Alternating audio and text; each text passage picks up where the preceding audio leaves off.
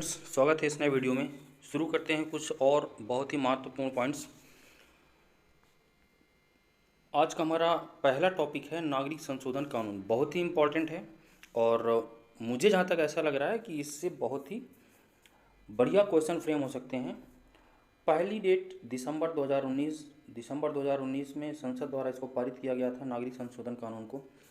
और ये कानून किसके लिए पारित किया गया, क्या उद्देश्य थे, ये सब थोड़ा सा 2 मिनट में देखना चाहूँगा।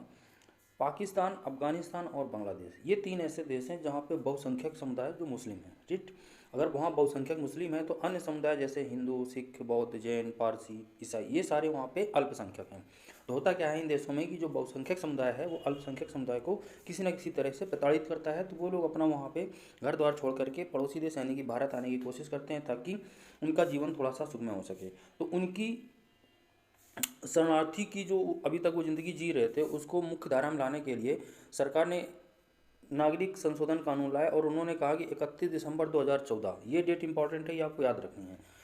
31 दिसंबर 2014 के पहले जो लोग भारत आकर शरणार्थी के तौर पर रह रहे थे उनको हम भारत की नागरिकता देंगे। कंडीशन ये है कि वो पाकिस्तान, अफगानिस्तान और बांग्लादेश से आए हों और मुस्लिम ना हों, हिंदू, सिख, बौद्ध, जैन इस तरह के किसी भी समुदाय से वो बिलोंग करते हों, ठीक है। इसके लिए सरकार ने एक ऑनलाइन व्यवस्था कर रखी है, इंडियन सिटीजनशिप online.nic.in एक पोर्टल बनाया है। उसके माध्यम से जो लोग अप्लाई करेंगे उनको भारत की नागरिकता प्रोवाइड की जाएगी इस कानून के तहत। हाल ही में 300 शरणार्थियों को गृह सचिव अजय भल्ला ने भारतीय नागरिकता का सर्टिफिकेट प्रदान किया हुआ है। इसी वजह से ये कानून और ये टॉपिक इंपॉर्टेंट हो जाता है, इस पर आपको तैयारी अच्छे से कर लेनी चाहिए, ठीक है। नेक्स्ट पॉइंट पे आते हैं। दूसरा पॉइंट है, हाल ही में अभी गाजा में एक जगह है रफ़ा में संयुक्त राष्ट्र के सिक्योरिटी कोऑर्डिनेशन ऑफिसर, देखिए संस्था जो है वो संयुक्त राष्ट्र है, वहाँ के सिक्योरिटी कोऑर्डिनेशन ऑफिसर जिनका नाम था वैभव काले, ठीक है ना, वैभव काले का देहांत हो गया है। अब संयुक्त राष्ट्र के ये हैं और तो इनका भारत से क्या वास्ता है, तो भारत से इनका ये वास्ता है कि 2022 तक ये कर्नल के रूप में भारतीय सेना में थे और फिर इन्होंने स्वैच्छिक अवकाश ले लिया, रिटायरमेंट ले लिया स्वैच्छिक, और संयुक्त राष्ट्र के सिक्योरिटी कोऑर्डिनेशन ऑफिसर के तौर पे वहाँ पे काम करने लगे। और हाल ही में गाजा में इनको तैनात किया गया था कोऑर्डिनेशन ऑफिसर के तौर पे और वहाँ पे इनकी देहांत हो गई। ये संयुक्त राष्ट्र तेल अवीव इसराइल में जो है, रामल्ला जो वेस्ट बैंक में है, ये कुछ ऐसे पॉइंट्स हैं जिनके ऊपर मैप आधारित क्वेश्चन बन जाते हैं, क्योंकि ये पूरा इसराइल, गाज़ा काफ़ी समय से चर्चा में है। तो जब ऐसे कोई भौगोलिक स्थान जो काफ़ी समय से चर्चा में होते हैं तो उनके ऊपर पे भौगोलिक क्वेश्चंस बना दिए जाते हैं और आप लोगों को लगता है कि ये वर्ल्ड ज्योग्राफी या इंडियन ज्योग्राफी का क्वेश्चन है, हालांकि वो होता है करंट अफेयर का क्वेश्चन, ठीक है। तो अब जिन चीज़ों की अभी तक चर्चा होती रही है, Israel, West Bank, Gaza strip और गोलन हाइट्स, इन सब पे क्वेश्चन पहले भी पूछे जाते रहे और आगे भी पूछे जाने की पूरी संभावना है। गोलन जो हाइट्स हैं, ये जो पहाड़ियाँ हैं, इन पे कई बार क्वेश्चंस पूछे गए, यूपीएससी में भी पूछा गया, यूपीपीसीएस में भी पूछा गया है। और ये जो सराउंडिंग कंट्रीज होती हैं, लीबिया हो गया, सीरिया हो गया, इधर जॉर्डन हो गया, और ये हमारा जो है, ये जो आप पूरा देख रहे हैं ये पूरा इसराइल है, राइट। और ये जो एरिया है ये एरिया वेस्ट बैंक कहलाता है, ये इसराइल का ही पार्ट है। और ये एरिया ये गाज़ा कहलाता है। तो वेस्ट बैंक और गाज़ा ये फिलिस्तीनियों का है और बाकी ये क्षेत्र जो है ये इजरायलियों का है। और जो इजरायली लोग हैं, हाल ही में गाज़ा पट्टी में काफ़ी संघर्ष चलता रहा है हमास और इसराइल के बीच में। ये जो गाज़ा पट्टी है ये इंटरेस्ट का पार्ट है, इसका भौगोलिक क्षेत्र और इसकी किस समुद्र से इसकी सीमा मिलती है, मेडिटेरियन सी, भूमध्य सागर से इसकी सीमा भी मिलती है ना। और एक तरफ इधर मेडिटेरियन सी है और इधर हमारा इजिप्ट है, और इस तरह से ये सारी चीज़ आपको क्लियर रहनी चाहिए। तो अगर इसको हम थोड़ा सा डिटेल में देखें, इसके कुछ मुख्य प्लेसेस देखें तो ये जैसे बेनित लाहिया है और जवालिया है, गाज़ा है, बेनित हंसन है, डहर अलबबा है, खान त्यूस है, और ये रफ़ा है, ये रफ़ा ये है ना, एकदम इजिप्ट के किनारे कॉर्नर पे। तो अभी ये जो पूरा सिनेरियो है, गाज़ा और इजराइल में जो हमले होते रहे हैं, जो गाज़ा के अंदर के प्लेसेस हैं जो ये बड़े सर्कल से दिख रहे हैं, ये वाले ये यहाँ पे इसराइल हमला कर रहा था, और जो गाज़ा के बाहर के ये पॉइंट है जहाँ पे छोटे छोटे डॉट्स स्क्वायर हैं, यहाँ पे गाजा यानी कि हमास हमला कर रहा था। तो ये जो पॉइंट से नाम आ जाते हैं करंट में कि गाजा सिटी, खान यूनिस और रफ़ा। कभी कभी इनकी लोकेशन पूछ लेता है कि पूर्व से पश्चिम में इनका क्या क्रम है, उत्तर से दक्षिण में क्या क्रम है। तो आपको मैप में थोड़ा सा इनकी विजुअलिटी क्लियर होनी चाहिए कि कौन ऊपर है कौन नीचे है ना। जैसे उत्तर से दक्षिण में पूछेगा तो ऊपर क्या पड़ेगा, गाजा सिटी, खान यूनिस, रफ़ा, इस तरह से। पूर्व से पश्चिम में पूछेगा तो क्या पड़ेगा, पूरे पश्चिम में भी गाजा सिटी, खान यूनिस और रफ़ा, इस तरह से। तो ये थोड़ा सी लोकेशन आपको क्लियर होनी चाहिए, ऐसे क्वेश्चंस बनते हैं। अगला क्वेश्चन जो पॉइंट है वो सौर तूफान को लेकर के है कि पिछले 25 सालों में ये जो इस बार सौर तूफान उठ रहे हैं वो काफ़ी तेज़ हैं। और ये ऐसा नासा की ऑब्जर्वेटरी ने, सोलर डायनेमिक्स ऑब्जर्वेटरी ने ऐसा डिटेक्ट किया हुआ है, जिनका प्रभाव उत्तरी ध्रुव, लंदन और अमेरिका के प्रभावित क्षेत्र प्रभावित हो रहे हैं। और कई देशों में तो रेडियो ब्लैकआउट की स्थिति हो गई है। रेडियो ब्लैकआउट क्या होता है कि जब सौर तूफान तेज़ होते हैं और रेडिएशन बहुत ज़्यादा हो जाते हैं, सूरज से बहुत ज़्यादा एनर्जी निकलती है, तो जो जिस क्षेत्र को ये प्रभावित करते हैं उस क्षेत्र में जो वहाँ का रेडियो वेव्स होती हैं, कम्युनिकेशन होता है, उसको डिस्ट्रॉय करने लगती हैं। तो वहाँ का जो रेडियो सिस्टम होता है, कम्युनिकेशन सिस्टम होता है, सिग्नल होते हैं, वो सब डिस्ट्रॉय होने लगते हैं। तो उसको हम लोग रेडियो ब्लैकआउट की स्थिति बोलते हैं। सूर्य पर जो एक्टिव स्पॉट इस समय देखा गया है वो AR 36666 देखा गया है ना।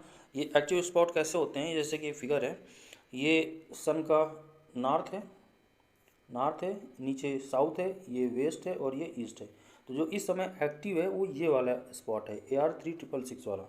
बहुत सारे अदर स्पॉट हैं, समय समय पर ये भी एक्टिव हो सकते हैं, कोई नया स्पॉट बन भी सकता है। तो डिपेंड करता है कि सन के ऊपर, सन के अंदर जो हाइड्रोजन और हीलियम में कन्वर्जन की रिएक्शन चल रही है वो कैसी है, कहाँ है और कहाँ पे कितना ज़्यादा कन्वर्जन होता है, इन सब बातों पे ये सन स्पॉट डिपेंड करते हैं। ठीक, अब इसके बाद कुछ इंडियन इकोनॉमी से रिलेटेड पॉइंट हैं, इन पॉइंट्स भी क्वेश्चंस बनते हैं। तो ये कई सारे पॉइंट्स हैं, आपको ये पॉइंट्स थोड़ा सा दिमाग में इसलिए रखने हैं कि इनका योग प्रयोग आप कहीं भी कर सकते हैं। कहीं ऑनलाइनर क्वेश्चन आता है वहाँ पे भी पूछा जा सकता है, और कहीं आपको सब्जेक्टिव आंसर्स लिखना है, जैसे कि PCS से UPPSC के और GS के थर्ड पेपर में, या कहीं ऐसे लिखना है, उन सब जगह पे सारे पॉइंट्स आपके काम आने वाले हैं। तो एक ये अक्सर पूछा जाता है कि भारत को विकसित राष्ट्र कब तक बनाने का सरकार का संकल्प है। तो ये 2047 तक हम लोग भारत को विकसित राष्ट्र बनाने की बात कर रहे हैं। जो वर्तमान सरकार है, आने वाली सरकार का क्या होगा वो बदल भी सकता है। वर्तमान में भारत 5वीं विश्व की सबसे बड़ी अर्थव्यवस्था है। ये बहुत ही इंपॉर्टेंट पॉइंट है, कई बार ऐसा पूछा गया है कि विश्व में भारत की अर्थव्यवस्था की रैंकिंग क्या है, ठीक है ना।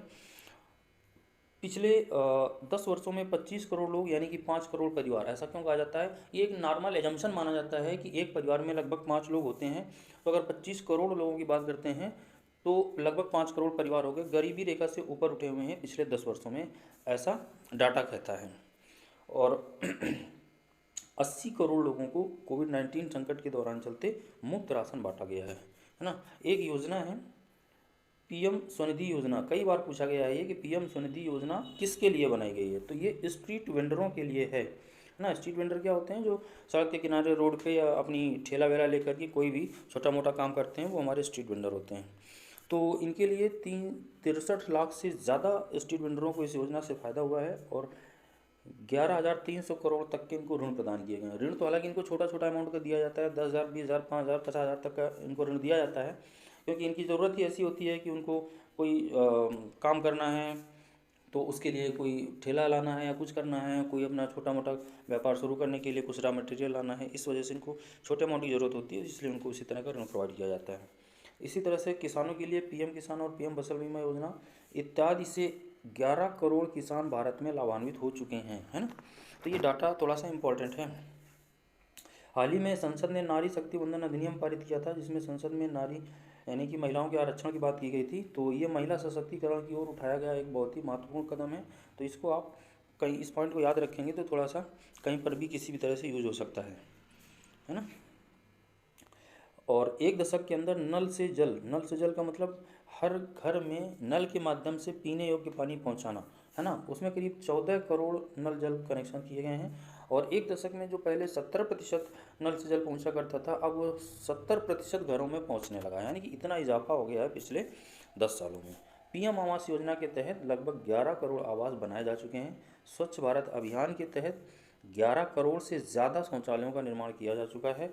उज्ज्वला योजना के तहत 10 करोड़ से ज़्यादा LPG कनेक्शंस दिए जा चुके हैं। वर्तमान में 95% है ना, धुआं रहित रसोई भारत में हो गई हैं। इससे क्या फ़ायदा हुआ है कि जो ग्रामीण क्षेत्रों में लकड़ी, ईंधन, कंडा इत्यादि से खाना बनाने की अभी परंपरा चल रही थी, तो उससे जो धुआं वगैरह निकलता था उससे उनके स्वास्थ्य पे बुरा प्रभाव पड़ता था और खाने की गुणवत्ता भी उतनी अच्छी नहीं होती थी। तो उज्ज्वला योजना आने से उन सब लोगों को एलपीजी कनेक्शन मिला और उनके घर की स्वच्छता में भी थोड़ा सा उनको सहयोग मिला, उनके स्वास्थ्य में भी थोड़ा सा सुधार आएगा। इससे उनके होने वाले बीमारियों के खर्चों में कमी आएगी, इससे उनका गरीबी स्तर थोड़ा सा ऊपर उठेगा। तो इस तरह से इसको उज्ज्वला योजना का लाभ गरीब लोगों को मिला है।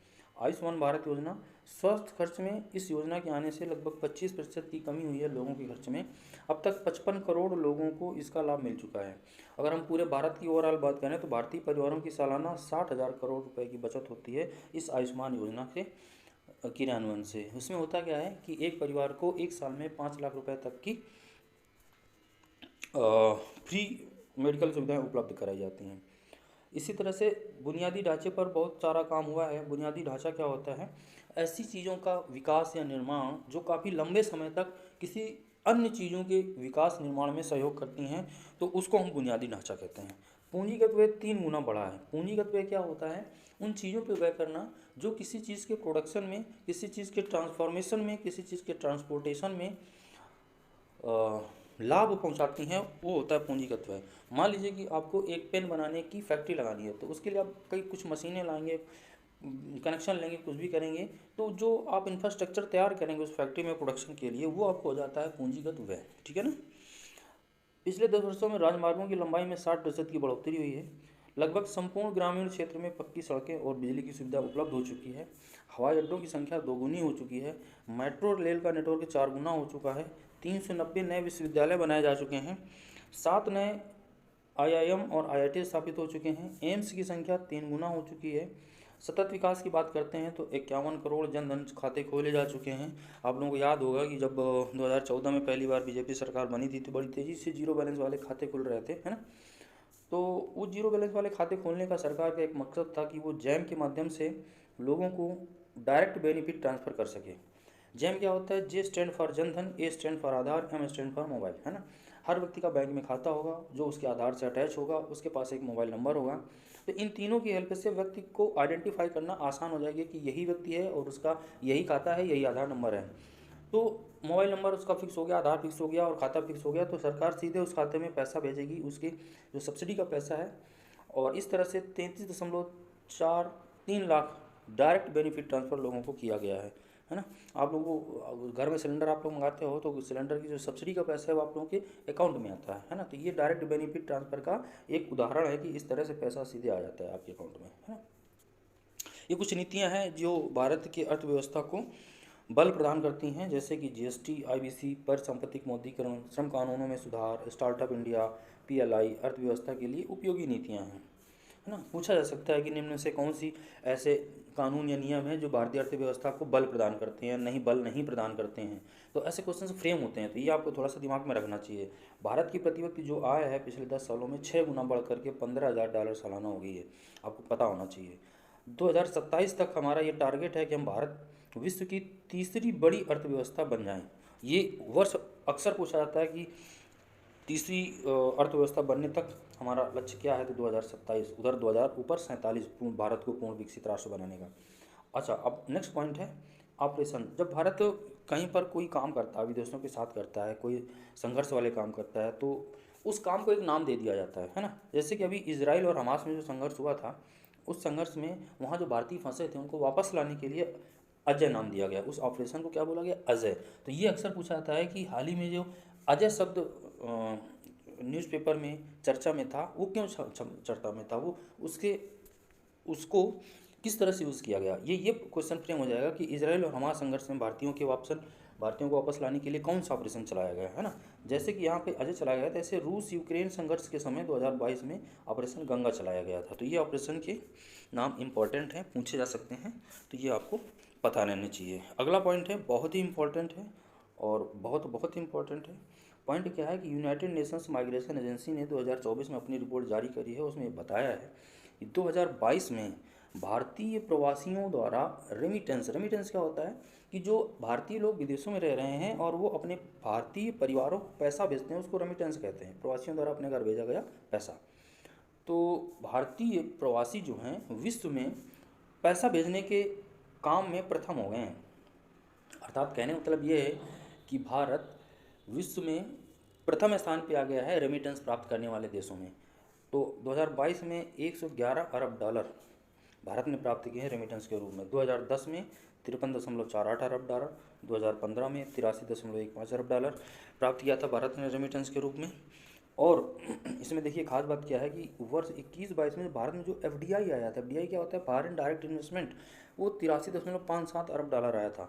और जो ये एफडीआई है और अभी की जो हमारी रेमिटेंस है वो 111 अरब डॉलर है, यानी कि हमारी रेमिटेंस एफडीआई से भी ज़्यादा हो गई है ना। ये भारत की अच्छी बात है। इसीलिए जो सरकारें होती हैं उनकी ये कोशिश होती है कि जो भारत से लोग जा रहे हैं, प्रवासी जा रहे हैं, वो दक्ष बन के जाएँ, कौशल युक्त होके जाएँ। क्यों ऐसा हो, जब कौशल युक्त होके जाएंगे तो वहाँ पे उनको अच्छे काम मिलेंगे, अच्छे तनख्वाह मिलेगी, अच्छा पैसा मिलेगा, तो भारत अच्छा पैसा भेज भी पाएंगे, है ना। तो जो अपने देश पैसा भेजने का जो क्रम है, पहले नंबर पे भारत आता है, ये सीरियल पूछा जाता है और इसलिए आपको ये पता होना चाहिए। मैक्सिको दूसरे नंबर पे, चीन तीसरे नंबर पे, फिलीपींस चौथे नंबर पे और फ्रांस पाँचवें नंबर पे, है ना। तो ये क्रम आपको पता होना चाहिए कि किस क्रम पे विश्व से लोगों ने पैसा भेजा है। अच्छा, ये रेमिटेंस क्यों बढ़ा है, आपसे ऐसा भी क्वेश्चन हो सकता है कि हाल ही में भारत रेमिटेंस भेजने में विश्व में प्रथम स्थान पे आ गया है, जिसमें से निम्न में से कौन सा कारण है या कौन सा कारण नहीं है, ऐसे क्वेश्चन पूछे जा सकते हैं। तो भारत में सबसे अधिक प्रवासी, भारत के सबसे अधिक प्रवासी यानी कि 1,80,00,000 लोग भारत से बाहर रह रहे हैं, तो एक बड़ी जनसंख्या बाहर रह रही है, ये भी एक कारण हो गया। 1.3% जो भारतीय जनसंख्या के हो जाते हैं, और पहले से अब अधिक कौशल से परिपूर्ण लोग बाहर जा रहे हैं। तो कौशल से परिपूर्ण है तो उनको अच्छे काम, हाई उच्च गुणवत्ता के काम करने के लिए ऑफर आता है और वेतन अच्छा मिलता है, वो पैसा ज़्यादा भेज पाते हैं। पहले क्या था कि जो अब के प्रवासी हैं, जो अब के भारतीय हैं, वो उच्च आय वाले देशों पे जाते हैं, जैसे कि USA, Singapore, England, Australia, New Zealand इत्यादि, है ना, बजाय कि खाड़ी देशों के। पहले क्या होता था, पहले मजदूर टाइप के लोग ज़्यादा जाते थे बाहर, और ऐसे ही कुवैत, अरब और यहीं पे सब जाते थे जहाँ पे मजदूरी जैसा काम करते थे, वहाँ पे कम पैसा मिलता था, तो भारत कम पैसा भेज पाते थे। ठीक है, तो ये कुछ इंपॉर्टेंट पॉइंट थे जो इस वीडियो में हम लोगों ने कवर किए, और बहुत ही अगले वीडियो में जो बहुत जल्दी आने वाला है कुछ और पॉइंट कवर किए जाएंगे। तब तक आप इसको 2 बार वीडियो जब कम से कम ज़रूर देखिए, वीडियो पूरा देखा करिए, तभी उसको अच्छे से आपके दिमाग में बैठेगा। मिलते हैं नेक्स्ट वीडियो पे।